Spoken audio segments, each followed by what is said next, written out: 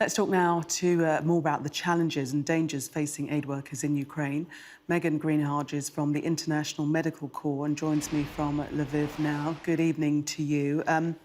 Tell us a bit about the situation in Ukraine for aid workers, what you have to endure and what precautions you take to minimise the danger as much as possible. Yeah, of course. And like with any conflict zone, we have to be very careful at all times. We have robust security protocols in place. They're all international agencies in Ukraine at the minute. We all coordinate with the United Nations security team and with each other to find out what's happening in each region. I think when we're traveling about at the minute, we're always calling ahead to see what's going on in the location that we're moving to. And we check each city as we're passing as well. So we're definitely all cautious. We've all got an app installed on our phone that flags. It sets off an alarm every time there's artillery fire in or around us. So then we all know that we need to go to the basement or take cover. So generally at the minute for workers, we're all taking things quite seriously. We're all coordinating and in touch and trying to follow similar security protocols. Well, what are the specific risks and are you more vulnerable because you are aid workers? So that's one of the reasons we wear a lot of visibility. So we all walk around in our International Medical Corps t-shirts or other visibility, just to show that we are part of an international agency and we're there to provide services. We really try and distinguish that we're not there to have an opinion or a view on the conflict. We're just there to try and help the civilian population with service provision.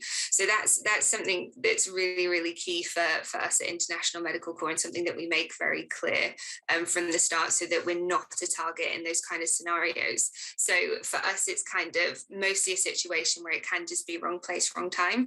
And that's why we do things like we listen out for artillery fire. We listen out for when we think there might be missiles coming over.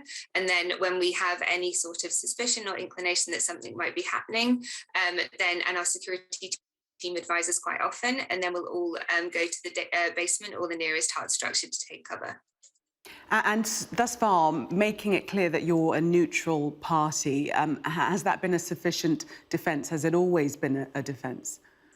Yeah, so in the Ukraine, it's worked really well. And I've worked previously in places like Tigray and Ethiopia and South Sudan on a lot of their emergency responses. And I'm someone who's personally in a community before where we've had armed actors come into focus group discussions or some of our clinics, where we've been able, it's not happened quickly, but where we've been able to show that we're just there to provide health services or mental health and psychosocial support or nutrition activities, then usually we've been able to kind of negotiate our way out of situations. So for me personally, that's definitely something that's been able to help in my career, and it's very paramount here in the Ukraine as well.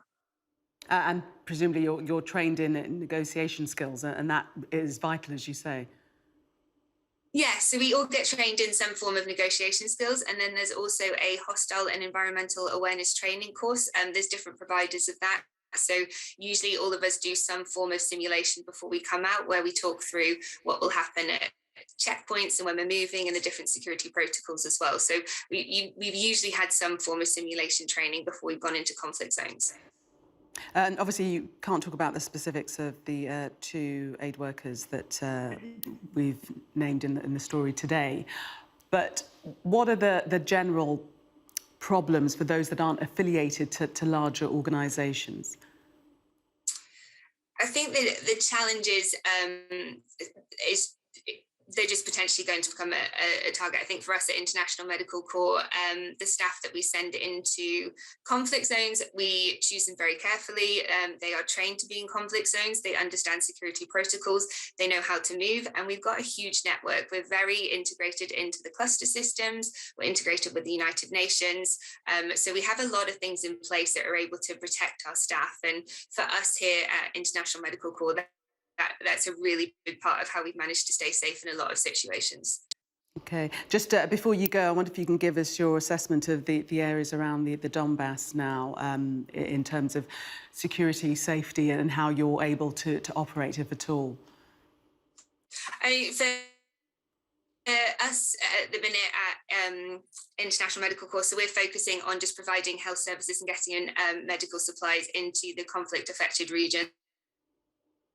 And then we're just focusing on providing a lot of mental health activities as well, because we're just seeing a lot of post-traumatic stress disorders coming out from people fleeing there. And then also just providing a lot of kind of non-food items, blankets, coats and things for people fleeing. So our focus has pretty much been focusing on the displaced population that are coming out of the regions, and then providing life-saving services as best we can. Okay, Megan Greenhalgh from International Medical Corps, thank you very much for speaking to us this evening.